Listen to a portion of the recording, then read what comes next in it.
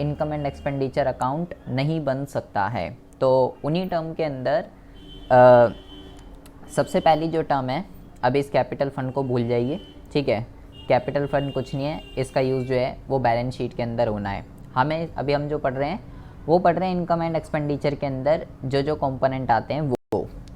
तो यहाँ पे एक तो ये sale of use sports material, ठीक है, एक तो ये वाला टॉपिक है। एक है आपका सेल ऑफ ओल्ड न्यूज़पेपर, एक है आपका सेल ऑफ कंज्यूमेबल आइटम, और एक है आपका calculation of cost of supply and material consumed. ये जो चारों की चारों चीज़ें हैं ये भाई बहुत ही ज़्यादा इम्पॉर्टेंट है। ये बहुत ही ज़्यादा ध्यान से आपको एक एक इसकी ट्रीटमेंट को ज़रा आपको समझना है। सबसे पहले हम इसकी बात करते हैं, sale of old newspaper and magazine. ये क्या है? अगर कोई भी नॉट फॉर प्रॉफिट ऑर्गेनाइजेशन है, ठीक है, अगर आपको रिसिप्ट एंड पेमेंट अकाउंट के अंदर आपको ये वर्ड दे रखा है कि जो नॉट फॉर प्रॉफिट ऑर्गेनाइजेशन है उसने न्यूज़पेपर और मैगज़ीन बेच दिए। भाई जैसे हमारे घर में, मान लो आपके घर में अगर अखबार आता हो तो एक महीने के बाद हम क्या करते हैं, हम भी बेच देते हैं कबाड़ी को, क्योंकि भाई पुराने अखबारों का क्या करेंगे, कुछ करेंगे थोड़ी ना, हम भी बेच देते हैं। तो एक तरीके से हर महीने बेचते हैं हम, हर महीने इकट्ठे हो जाते हैं, हर महीने बेचते हैं। तो ये एक रिकरिंग इन नेचर है, ठीक है। तो अगर आपको रिसिप्ट एंड पेमेंट अकाउंट के अंदर ये दे रखा है sale of newspaper and magazine, तो आपको ये ध्यान रखना है ये चीज़ जो है रेवेन्यू नेचर की तरह ट्रीट की जाती है, ठीक है। पहली बात तो अमाउंट भी छोटा है और रिकरिंग इन नेचर है, हर महीने होगा, ठीक है। तो अगर आपको रिसिप्ट एंड पेमेंट अकाउंट के अंदर कुछ ऐसा लिखा हुआ है कि receipt from sale of old newspaper, magazine, journals, periodicals, तो उसको जो है रेवेन्यू नेचर की तरह ट्रीट किया जाएगा। और क्योंकि रेवेन्यू नेचर की है तो भाई इनकम एंड एक्सपेंडिचर अकाउंट में आएगा, और किस साइड आएगा, इनकम साइड पे आएगा, यानी कि क्रेडिट साइड पे। तो सबसे पहला जो कंपोनेंट है यहाँ पे वो है sale of old newspaper, sale of old newspaper, magazine वगैरह या पीरियोडिकल्स वगैरह। बट यहाँ पे आपको एक चीज़ ज़रा बहुत ही ज़्यादा ध्यान से समझनी है। यहाँ पे आपको अगर क्वेश्चन के अंदर आपको बेटा अगर book they they, purchase of books, ठीक है, अगर लिखा हो क्वेश्चन के अंदर परचेज ऑफ बुक्स, यहाँ पे लिखा हुआ है न्यूज़पेपर, मैगज़ीन और पीरियोडिकल्स, इसके अलावा अगर आपको यहाँ पे बुक दिख जाए ना, परचेज की बात कर रहा हूँ, सेल की नहीं, परचेज ऑफ बुक्स, सेल की तो ये हमने पढ़ लिया। आपको ये ध्यान रखना है इस चैप्टर के अंदर अगर क्वेश्चन के अंदर परचेज ऑफ बुक दे रखा है तो बुक यहाँ पे जो है एसेट की तरह ट्रीट की जाती है, ठीक है।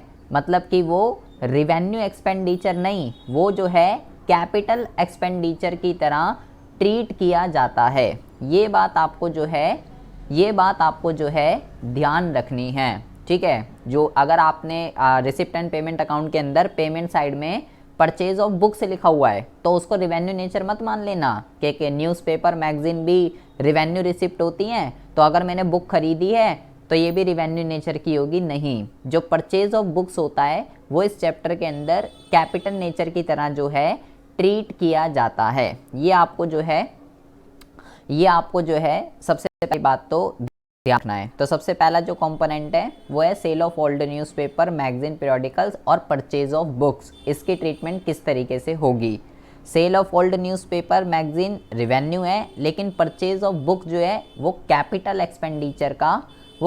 एक्सपेंडिचर का एग्जाम्पल होता है, ठीक है। अच्छा, अब यहाँ पे ये दो कंपोनेंट हैं, इसको ज़रा बेटा बहुत ही ज़्यादा ध्यान से सुनेंगे, ये बहुत ही ज़्यादा इम्पॉर्टेंट है एग्ज़ाम के पॉइंट ऑफ व्यू से, ठीक है। सेपरेट क्वेश्चन आता है 3 नंबर का और सब्सक्रिप्शन से भी टेढ़ी चीज़ है। ये क्या है? देखिए यहाँ पे लिखा हुआ है सेल ऑफ कंज्यूमेबल आइटम। इसका मतलब क्या होता है?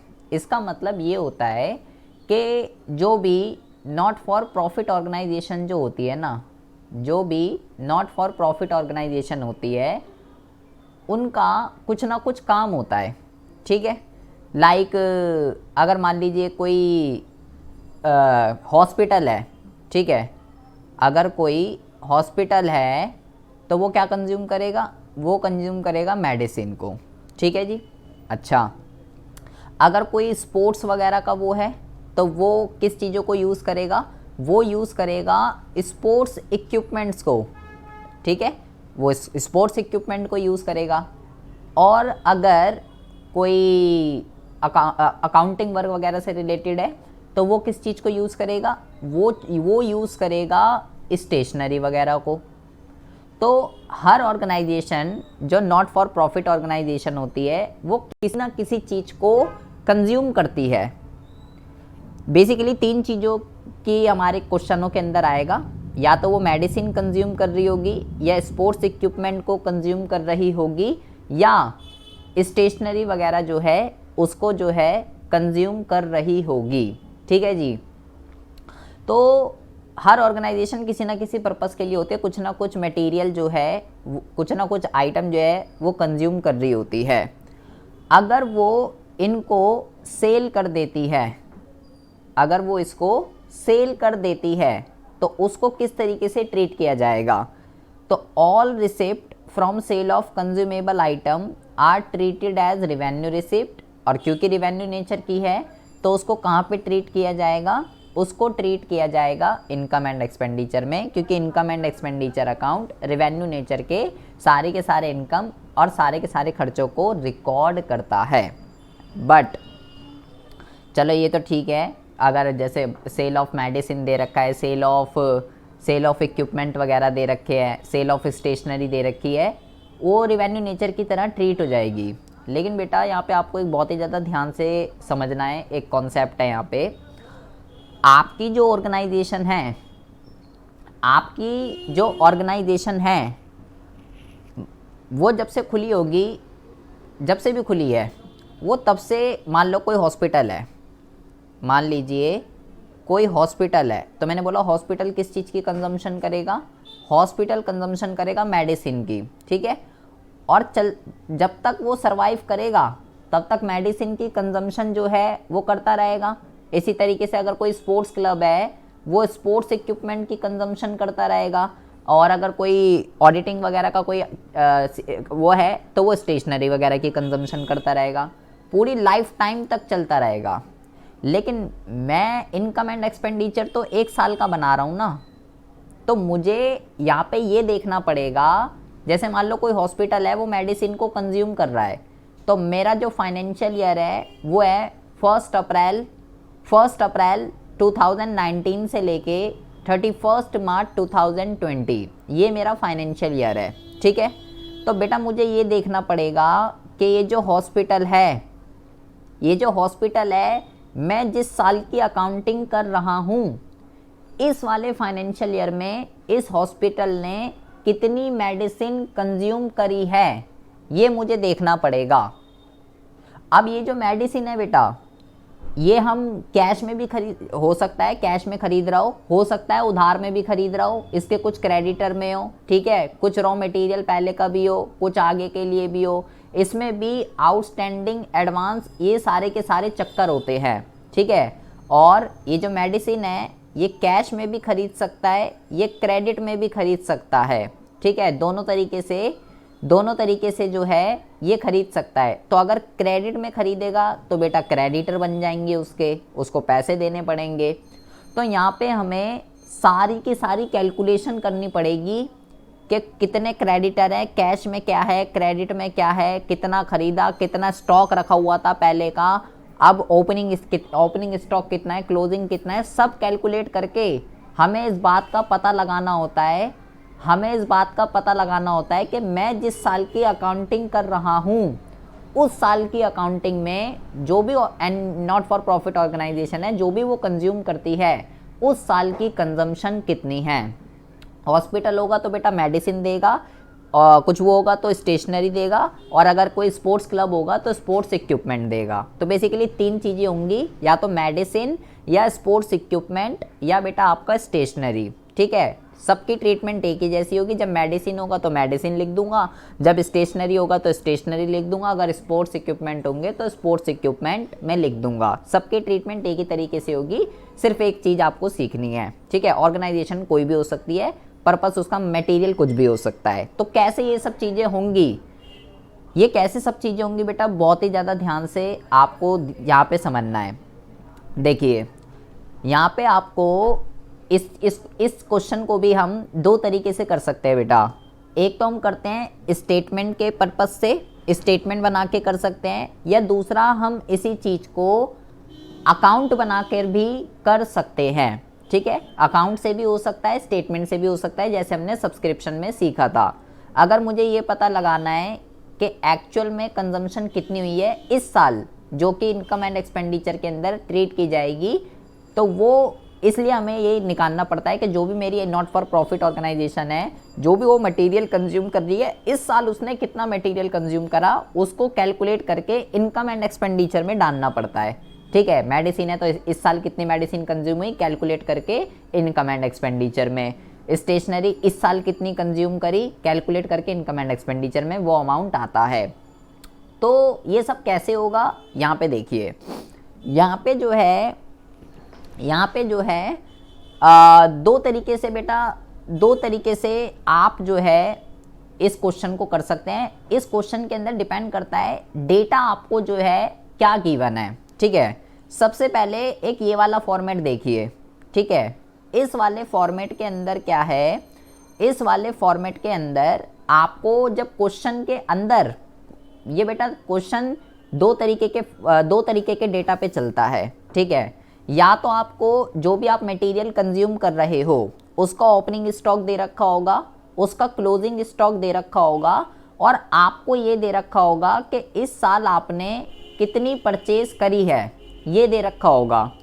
तो जब भी बेटा आपको, अब बेटा परचेज मैंने बेटा परचेज बोला कि बेटा परचेज जो है वो कैश में भी होती है, परचेज क्रेडिट में भी होती है। तो उसने तो बेटा सिर्फ परचेज लिखा हुआ है, तो अगर परचेज लिखा हुआ है मतलब इसमें दोनों इंक्लूड है। ठीक है, लेकिन अगर सिर्फ परचेज लिखा हो तो ही ये कंडीशन अप्लाई होगी, अदरवाइज नहीं होगी। अगर वो यहाँ पे क्रेडिट, अगर वहाँ पे ये कैश परचेज लिख देता तो नहीं होगी बेटा ये कंडीशन अप्लाई। अगर केवल कैश परचेज लिख दे तो नहीं होगी, तो पहले आपको क्रेडिट वाली निकालनी पड़ेगी, फिर दोनों को जोड़ना पड़ेगा, क्योंकि परचेज बेटा दो वर्ड से मिलकर बनती है, कैश में कितना खरीदा माल और उधार में कितना खरीदा।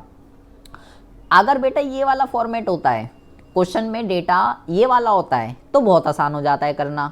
क्यों? क्योंकि ओपनिंग दे रखा होता है, क्लोजिंग दे रखा होता है, परचेज भी दे रखी होती है, तीनों चीज़ें दे रखी होती है। सिर्फ मुझे क्या करना होता है भाई, मान लो पहले से मेरे पास 2 लाख रुपए की मेडिसिन थी, 3 लाख रुपए की और खरीद ली, टोटल 5 लाख हो गई। 5 लाख रुपए की मेरे पास मेडिसिन थी, लास्ट में मेरे पास 1 लाख रुपए की मेडिसिन बच गई क्लोजिंग स्टॉक। तो मेरे को पता चल गया कि भाई मैंने 4 लाख की जो है इस वाले अकाउंटिंग ईयर में 4 लाख की मैंने कंजम्पशन कर ली, मेडिसिन की या स्टेशनरी की, जो भी है। तो जब ये ओपनिंग और क्लोजिंग वाला चक्कर होगा तब तो बेटा बहुत ज़्यादा आसान हो जाएगा आपके लिए क्वेश्चन को करना कि इस साल मैंने कितनी कंजम्पशन करी है। लेकिन यहाँ पे बेटा कंडीशन ये है, परचेज गिवन होनी चाहिए, और वो भी सिर्फ परचेज वर्ड लिखा होना चाहिए, तो तभी इसमें कैश और क्रेडिट दोनों होगा। अगर बेटा यहाँ पे कैश परचेज हो जाएगा तो पहले आपको क्रेडिट वाली निकालनी पड़ेगी, फिर दोनों जोड़ो, फिर कैश परचेज और क्रेडिट परचेज दोनों को जोड़ना पड़ेगा, तब जाके ये वाला अप्लाई होगा। बट मोस्टली केसेस में आपको सीधा ही गिवन होता है, बहुत रेयर केस है आपको कैश परचेज देगा और अलग से क्रेडिट आपको कैलकुलेट करनी है। तो ये जो क्वेश्चन है, एक तो ऐसे हो सकता है बेटा, अगर डेटा ये तीनों गिवन हो तो बहुत आसान है, कुछ नहीं करना। बट जब आपको बेटा ये डेटा गिवन नहीं होता, जब आपको डेटा जो है कुछ और ही गिवन होता है, क्या गिवन होगा, अब जरा यहाँ पे देखिए, यहाँ पे आपको जो है कुछ चीज़ें दिख रही होंगी।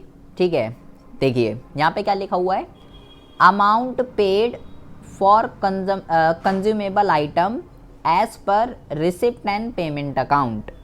आपको रिसिप्ट एंड पेमेंट अकाउंट दे रखा होगा। ठीक है, रिसिप्ट एंड पेमेंट अकाउंट। ठीक है जी, तो यहाँ पे आपको बेटा, यहाँ पे आपको रिसिप्ट दे रखी होगी, यहाँ आपको पेमेंट दे रखा होगा, और जो भी आपकी ऑर्गेनाइजेशन है,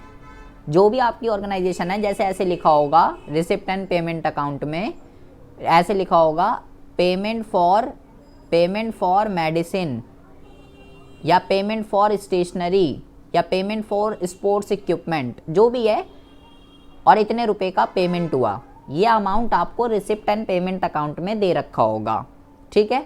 तो उस अमाउंट को क्या करेंगे, उस अमाउंट को बेटा लिखते हैं यहाँ पे, ठीक है। अच्छा जी, उसके बाद यहाँ पे 3 चीज़ें आपको बेटा ऐड करनी होती है। कौन कौन सी चीज़ें ऐड करनी होती है? Stock of consumable item in the beginning. आपके पास अगर मेडिसिन कंज्यूम करते हो तो मेडिसिन का ओपनिंग स्टॉक कितना है वो ऐड कर दोगे। स्टेशनरी अगर कंज्यूम कर रहे हो तो स्टेशनरी का ओपनिंग कितना है वो ऐड कर दोगे, और अगर स्पोर्ट्स इक्विपमेंट है तो उसका ओपनिंग कितना है वो कर दोगे।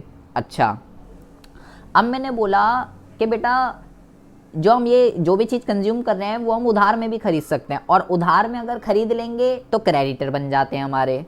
तो यहाँ पे 2 चीज़ें आपको और गिवन होंगी। क्या? Advance paid for consumable item in the beginning. आपने मतलब एडवांस इन द बिगनिंग कितना है, ठीक है। आपने ये कह सकते हो क्रेडिटर को एडवांस में कितना पैसा दे रखा था, मतलब पिछले साल का जो क्लोजिंग होगा वो इस साल का ओपनिंग होता है, वो कितना है। और creditor for consumable item at the end, मतलब बेटा क्रेडिटर जो है वो दो डेट के लेने हैं। हमारा फाइनेंशियल ईयर स्टार्ट होता है 1 अप्रैल 2019 से लेके 31 मार्च 2020। मान लो मैं इस साल की अकाउंटिंग कर रहा हूँ, ठीक है।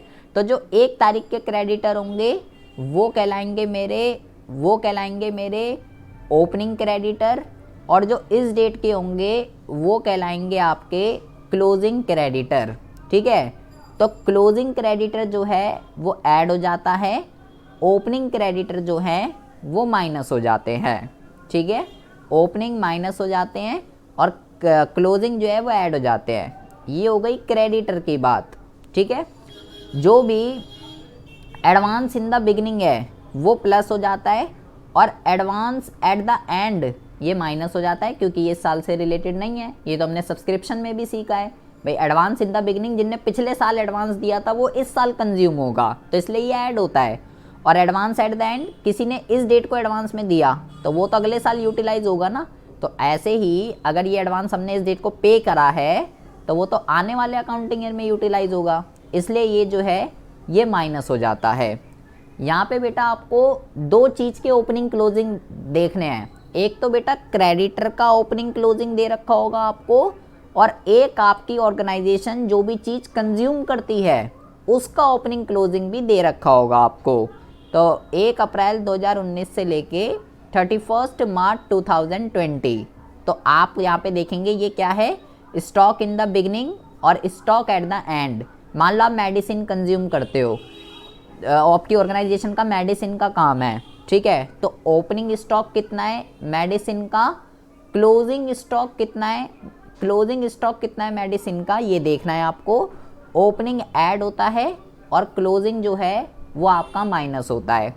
4 चीज़ें पता करनी है, क्रेडिटर का ओपनिंग क्लोजिंग, स्टॉक का ओपनिंग क्लोजिंग, ठीक है। और दूसरा क्या है, advance in the beginning, advance at the end, जो आपने पेमेंट करी है अपने क्रेडिटर को उस चीज़ का, ठीक है। ये सब चीज़ें करने के बाद ये 3 चीज़ें जो हैं आपको ऐड करनी है। कौन कौन सी 3 चीज़ें? स्टॉक का ओपनिंग, क्रेडिटर का क्लोजिंग। स्टॉक का तो ओपनिंग चाहिए, क्रेडिटर का क्लोजिंग चाहिए, और एडवांस इन द बिगिनिंग ये चाहिए। ये तीनों चीज़ें प्लस करनी है। स्टॉक का एंड, क्रेडिटर का ओपनिंग उल्टा है बेटा, और एडवांस एट द एंड तो माइनस होता ही है। ये तीनों चीज़ें माइनस करनी है। किस में से? ये आपको अमाउंट दे रखा होगा रिसिप्ट एंड पेमेंट अकाउंट में, जो भी आपकी ऑर्गेनाइजेशन कंज्यूम कर रही है। तब जाके आपको ये पता चलेगा कि इस साल जो भी आपकी ऑर्गेनाइजेशन है वो जो भी आपकी ऑर्गेनाइजेशन है इस साल कितनी मेडिसिन कंज्यूम हुई या कितनी स्टेशनरी जो है वो कंज्यूम हुई। ये वाली सिचुएशन तब लगेगी जब आपको बेटा ये वाला डेटा गिवन नहीं होगा, जब आपको ओपनिंग क्लोजिंग और अच्छा ओपनिंग क्लोजिंग तो देखो यहाँ पे भी है, ये रहा स्टॉक इन द बिगिनिंग और स्टॉक एट द एंड। तो आप ये समझिए, आपको कैसे पता चलेगा कि छोटे वाला से होगा या बड़े वाले से होगा। अगर बेटा आपको परचेज गिवन है तो मज़े हैं ज़िंदगी के, ये नहीं करना। फिर अगर परचेज गिवन होगी तो आपका काम हो जाएगा इस वाले से, लेकिन अगर परचेज गिवन नहीं है तो बेटा फिर इसी वाले से होता है, ठीक है। और परचेज के साथ साथ ओपनिंग क्लोजिंग भी होना चाहिए। इसको कहते हैं स्टेटमेंट से हमने किस तरीके से निकाला कि इस साल कितनी मेडिसिन या कितनी स्टेशनरी की कंजम्पशन हुई। बट आप इसी चीज़ को अकाउंट बना के भी कर सकते हो, और आपको जो कमांड रखनी है वो अकाउंट बना के, अकाउंट पे ही बेटा आपको जो है कमांड रखनी है। तो अकाउंट से ये क्वेश्चन जो है किस तरीके से होता है, ये ज़रा आप यहाँ पे देखेंगे। एक मिनट रुकिए ज़रा। वही चीज़ बस उसको अकाउंट में पुटअप करना है, जैसे हमने सब्सक्रिप्शन सीखा था, बिल्कुल इसी तरीके से। अब आपको इन सभी चीज़ों को, 3 चीज़ें यहाँ पे, 3 चीज़ें यहाँ पे हैं, देखो इसमें कितनी चीज़ें हैं, 3 यहाँ पे हैं, 3 यहाँ पे हैं, एक एरी, 3 और 3 6 7 8 चीज़ें हैं टोटल, ठीक है। इन 8 चीज़ों को अकाउंट में पुटअप करना है, लेकिन कौन सी चीज़ कहाँ पर आएगी, ये ज़रा आपको जो है, ये ज़रा आपको यहाँ पे समझना है। अकाउंट के लिए इसमें बेटा क्या कहते हैं, इसमें जो है 2 अकाउंट बनते हैं, ठीक है। कौन कौन से अकाउंट बनते हैं यहाँ पे, एक तो बेटा आपका जो अकाउंट बनता है यहाँ पे वो बनता है क्रेडिटर का अकाउंट, और दूसरा जो अकाउंट बनता है यहाँ पे वो बनता है स्टॉक का अकाउंट। 2 तरीके के अकाउंट बनेंगे, ठीक है। बहुत ही ज़्यादा ध्यान से सुनेंगे, ये 8 की 8 चीज़ें कैसे पुटअप हुई हैं इस अकाउंट। 8 ही चीज़ें हैं बेटा, 1 2 3 4, 1 2 3 3 4, 8 ही चीज़ें। वहाँ पे स्टेटमेंट में भी 8 ही चीज़ें थी। अब उसको यहाँ पुटअप करना है। देखिए कैसे पुटअप करेंगे। सबसे पहले बेटा ये क्रेडिटर है, क्रेडिटर लाइबिलिटी होती है, और लाइबिलिटी का अमाउंट क्रेडिट होता है, सिंपल सी बात है। तो क्रेडिटर का ओपनिंग यहाँ पे डाल देंगे, क्रेडिटर का जो क्लोजिंग है वो बेटा यहाँ पे आएगा, ठीक है। अगर क्लोजिंग यहाँ पे आपको दे रखा है, ठीक है, तो वो जो है यहाँ पे आ जाएगा। चाहो तो मैं यहाँ पे लिख देता हूँ, टू बैलेंस CD, जो भी क्रेडिटर का क्लोजिंग आपको दे रखा होगा, क्रेडिटर का ओपनिंग, क्रेडिटर का क्लोजिंग, वो आप जो है यहाँ पे डाल देंगे। अब जो स्टॉक है बेटा, ये दे रखा है, सॉरी ये दे रखा है आपको यहाँ पे, ये देखिए मैंने यहाँ लिख दिया, ये बेटा यहाँ पे दे रखा है, ये रहा टू बैलेंस CD। क्रेडिटर का ओपनिंग इधर आएगा सबसे पहली बात तो, और क्लोजिंग जो है वो इधर आ जाएगा, ये हो गया यहाँ पे, ठीक है। ये हो गया क्रेडिटर का। फिर बेटा स्टॉक एसिड होता है, तो एसिड का ओपनिंग इधर आएगा बेटा, और क्लोजिंग जो है वो इधर आएगा, ठीक है। ये आगे ये आपको दे रखा है यहाँ पे। अब आपको क्या करना है, अब आपको 4 चीज़ें आपको जो है बहुत ही ज़्यादा ध्यान से आपको समझनी है। सबसे पहली बात तो आपको करना क्या है, आपको करना क्या है, ज़रा सबसे पहले ये समझिए। आपको जो है, आपको एडवांस फिर ये हमने क्रेडिटर का ओपनिंग क्लोजिंग डाल दिया, ये स्टॉक का ओपनिंग क्लोजिंग डाल दिया। फिर रही बात एडवांस इन द बिगिनिंग और एडवांस एट द एंड की, अगर आपको दे रखी है, ठीक है, तो वो जो है वो कहाँ पे आएगी, एडवांस इन द बिगिनिंग और एडवांस एट द एंड, वो आ जाएगी बेटा आपकी यहाँ पे। एडवांस इन द बिगिनिंग जो है यहाँ पे आ जाएगी, एडवांस एट द एंड जो है यहाँ पे आ जाएगी, आपने कितनी क्रेडिटर को पेमेंट करी। एडवांस इन द बिगिनिंग यहाँ पे और एडवांस एट द एंड यहाँ पे, ठीक है। अच्छा, उसके बाद आपको जो है सब कुछ डाल दिया मैंने, क्रेडिटर का ओपनिंग क्लोजिंग डाल दिया, advance in the beginning, advance at the end डाल दिया, और स्टॉक का ओपनिंग क्लोजिंग डाल दिया। उसके बाद आपको रिसिप्ट एंड पेमेंट अकाउंट में ये भी दे रखा होगा कि कितनी पेमेंट करी, जो हम सबसे पहले ऊपर जो सबसे अमाउंट लिखा था ऊपर स्टेटमेंट में, वो बेटा यहाँ पे लिख देंगे टू बैंक कैश पेड, कितनी आपने पेमेंट करी है क्रेडिटर को, वो भी आप यहाँ डाल देंगे। मतलब इस साइड पे 3 अमाउंट आ जाएंगे, उसके बाद क्या करना है, इन तीनों में से इन दोनों अमाउंट को माइनस कर देंगे। तो यहाँ पे जो बैलेंसिंग फिगर निकल कर आती है उसको हम क्या कहते हैं, उसको हम कहते हैं बेटा परचेज। ठीक है, वो यहाँ पे आप निकाल लेंगे बैलेंसिंग फिगर से।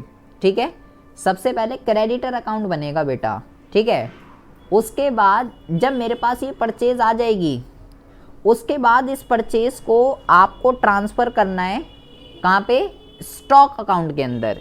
यहाँ पे इस परचेज को ट्रांसफ़र करेंगे स्टॉक अकाउंट के अंदर। ओपनिंग और क्लोजिंग ये तो मैं डाल ही चुका था। ठीक है, पहले क्रेडिटर अकाउंट से परचेज कैलकुलेट होगी, उस परचेज को स्टॉक अकाउंट में यहाँ पे ट्रांसफ़र करेंगे। अब ये भी आ गया यहाँ पे, फिर इन दोनों को ऐड करके ये फिगर माइनस करेंगे, तब जाके यहाँ जो फिगर निकलती है वो कहलाती है इनकम एंड एक्सपेंडिचर अकाउंट के एक्चुअल कंजम्पशन कितनी हुई है। ये जो है बेटा इस अकाउंट के अंदर यहाँ पे आपने सीखा।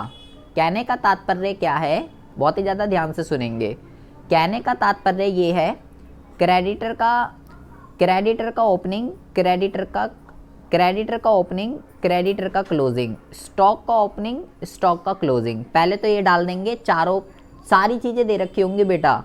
क्रेडिटर का ओपनिंग इतना है, क्रेडिटर का क्लोजिंग इतना है। ठीक है, स्टॉक का ओपनिंग इतना है, स्टॉक का क्लोजिंग इतना है, और एडवांस इन द बिगिनिंग इतना है, और एडवांस एट द एंड इतना है, सब दे रखा होगा।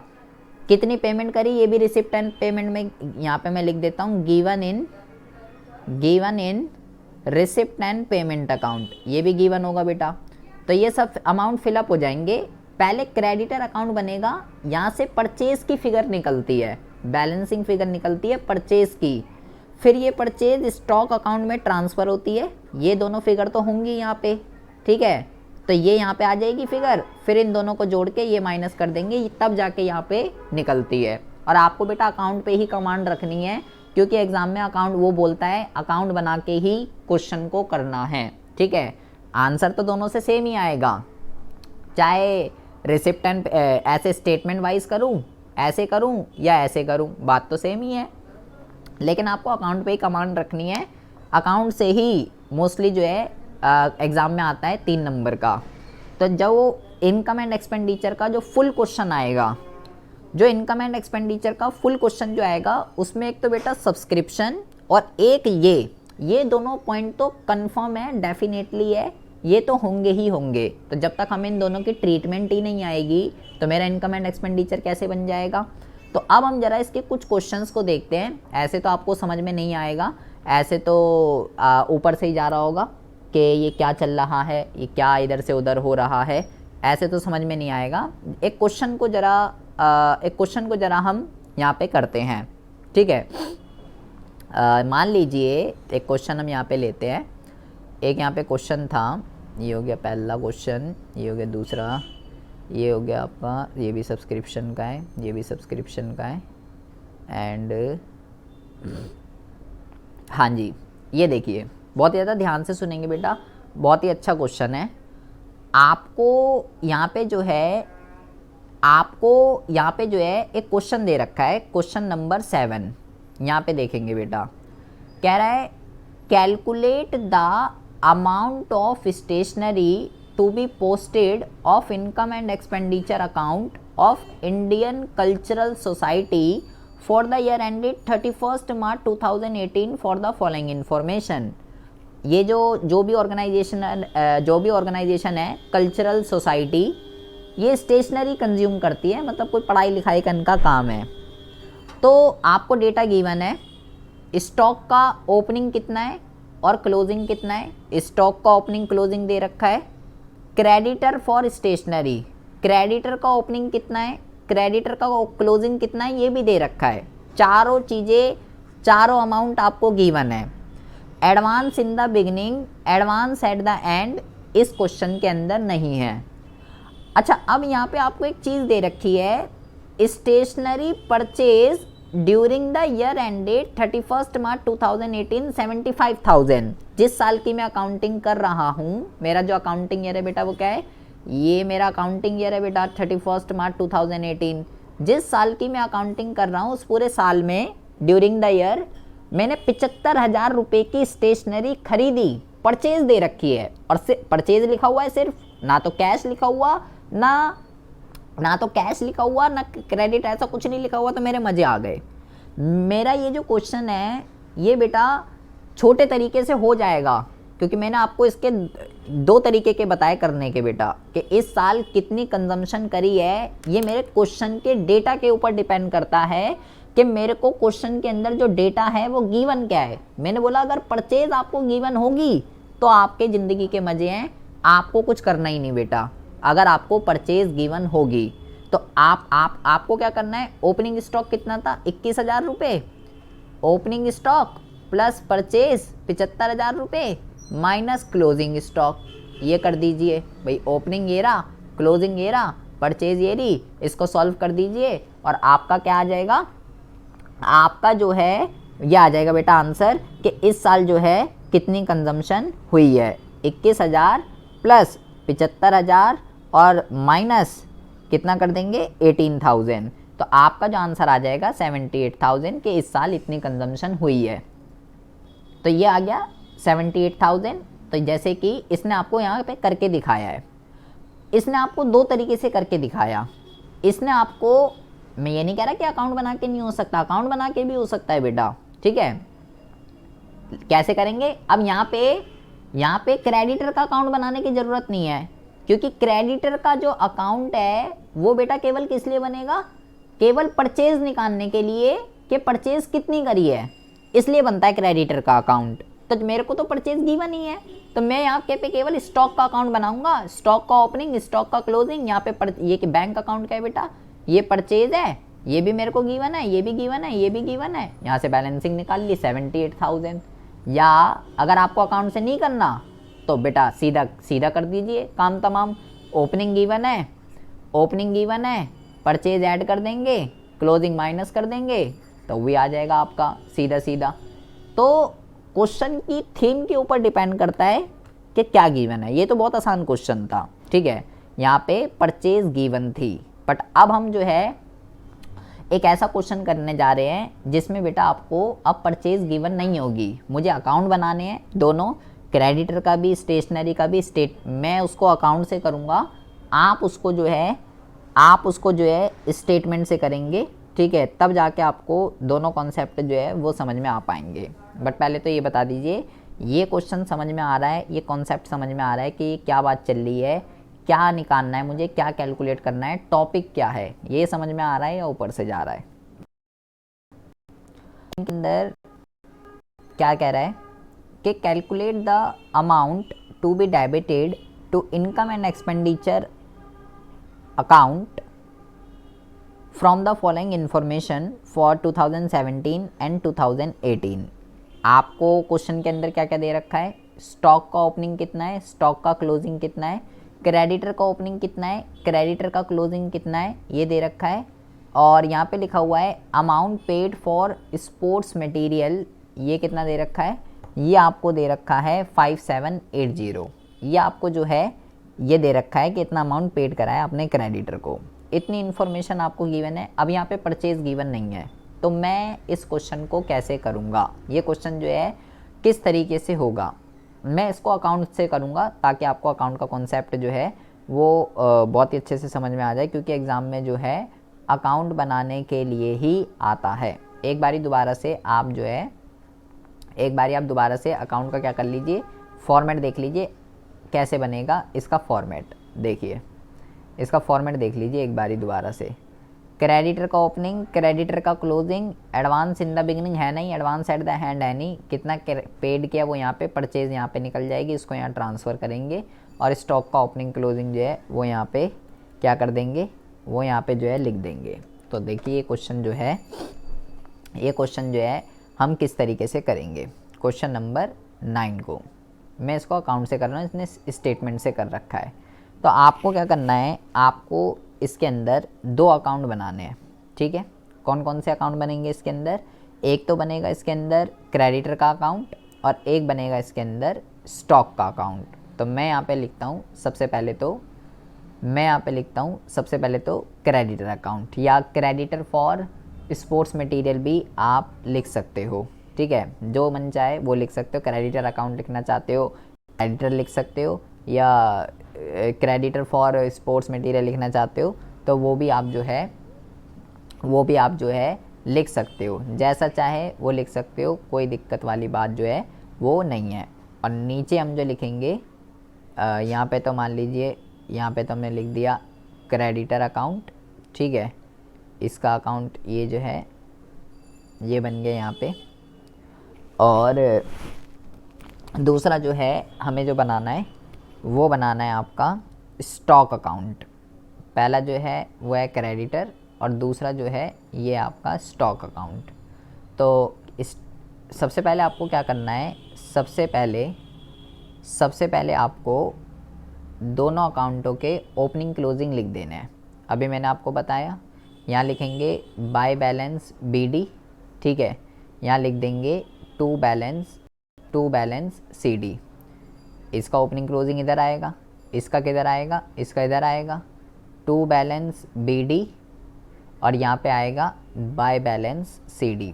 सब कुछ गिवन होगा, सिर्फ बेटा आपको पुट करना है और कुछ नहीं करना। तो देखिए कितना गिवन है। पहले हम बात करते हैं क्रेडिटर का ओपनिंग और क्रेडिटर का जो क्लोजिंग है ये आपको क्वेश्चन के अंदर जो है कितना दे रखा है। तो क्रेडिटर के ओपनिंग क्लोजिंग की अगर बात करें 2400 और 2660 ये मेरे को दे रखा है।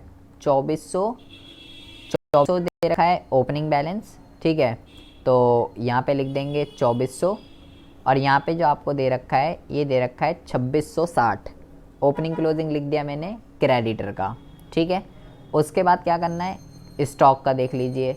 स्टॉक का ओपनिंग है 2600 और 4600, तो यहाँ पे लिख देंगे 2600 और यहाँ पे क्या लिख देंगे, यहाँ पे लिख देंगे 4600, ठीक है। सबसे पहले बेटा ओपनिंग क्लोजिंग दे रखा था, ओपनिंग क्लोजिंग जो है मैंने यहाँ पे डाल दिया। Advance in the beginning, advance at the end question में है नहीं, अगर होता तो वो भी क्रेडिटर अकाउंट के अंदर आता, बट अभी नहीं है। पेमेंट दे रखी है, पेमेंट कितनी करी है, तो यहाँ पे लिखेंगे टू बैंक, ठीक है। कितनी पेमेंट करी है, पेमेंट जो करी है बेटा ये करी है 5780, यहाँ लिखेंगे 5780, इतनी पेमेंट जो है करी है। तो ये मैंने डाल दिया और तो कुछ आएगा नहीं इधर, एडवांस तो है नहीं। तो मैं क्या करता हूँ, मैं इधर का टोटल कर लेता हूँ, 5780 प्लस 2660, तो यहाँ पे आपका जो अमाउंट आएगा बेटा ये आएगा 8440। इसमें से क्या करेंगे, 2400 को डिडक्ट कर देंगे, ठीक है। तो यहाँ जो बैलेंसिंग निकलती है उसको हम क्या कहते हैं, उसको हम कहते हैं बाय परचेज। ये निकलेगी आपकी बैलेंसिंग फिगर, कितनी आएगी यहाँ पे 6040। इन दोनों को जोड़ के ये फिगर मैंने माइनस कर दी है, तो ये आ गया 8440, ये आ गया, ये बन गया मेरा क्या कहते हैं क्रेडिटर अकाउंट। इसका किस्सा हो गया ख़त्म। अब ये जो परचेज आई है ये बेटा आपको यहाँ पे ट्रांसफ़र करनी है। यहाँ पे लिखेंगे टू, क्रेडिटर भी लिख सकते हो, क्रेडिटर अकाउंट, ठीक है। कितनी आई है बेटा, यहाँ पे लिखेंगे 6040, ठीक है। अब इन दोनों का टोटल कर देंगे 6040 प्लस 2600, तो ये कितना हो गया 8640। इसको यहाँ जोड़ देंगे और अब इस फिगर में से इसको माइनस कर देना है, कितना है 4600। तो यहाँ पे जो आएगा आपका ये आएगा 4040। तो यहाँ पे लिखेंगे जो भी फिगर यहाँ पे निकल के आती है बैलेंसिंग से उसको हम लिखते हैं इनकम एंड एक्सपेंडिचर अकाउंट में आएगी ये बैलेंसिंग फिगर कि इतनी हमने जो है कंजम्पशन करी है इस साल 8640, ये आ गया, ये बन गया मेरा अकाउंट से। तो मैं चेक कर लेता हूँ 4040 ये आ रहा आपका स्टेटमेंट से, ठीक है। तो स्टेटमेंट से करना चाहते हो स्टेटमेंट से कर सकते हो, जैसा भी आप करना चाहते हो वैसा जो है बेटा आप कर सकते हो, ठीक है। लेकिन आंसर सेम ही आएगा, लेकिन अकाउंट पे ही कमांड रखिएगा। अकाउंट बना के किस तरीके से करते हैं, क्योंकि एग्ज़ाम के अंदर स्पेशली मेंशन करता है कि स्टॉक अकाउंट और क्रेडिटर अकाउंट या सब्सक्रिप्शन अकाउंट ऐसे लिख के आता है एग्ज़ाम के अंदर। तो जब आपको अकाउंट से आएगा आंसर तो सेम ही आएगा, ठीक है। आपने अकाउंट में कमांड बना रखी होगी, चाहे अकाउंट लिखे या अकाउंट ना लिखे तो भी अकाउंट से कर सकते हैं, ठीक है, और लिखे तब तो करना ही है। तो सबसे बढ़िया ये है अकाउंट पे कमांड बनाइए, ठीक है जी। आप समझ में आया। तो ये मेरे को क्या निकल के आया 4040, कि इस वाले अकाउंटिंग ईयर में आपकी जो भी ऑर्गेनाइजेशन है, जो भी उसका काम है, जो भी मटेरियल वो कंज्यूम करती है, स्टेशनरी कह लो, मेडिसिन कह लो, स्पोर्ट्स मटेरियल कह लो, जो भी वो कंज्यूम करती है, इस साल की कंजम्पशन कितनी है, ये यहाँ से इसको पता चल गया। अब आ रही है रुद्र समझ में बात, या ऊपर से जा रही है?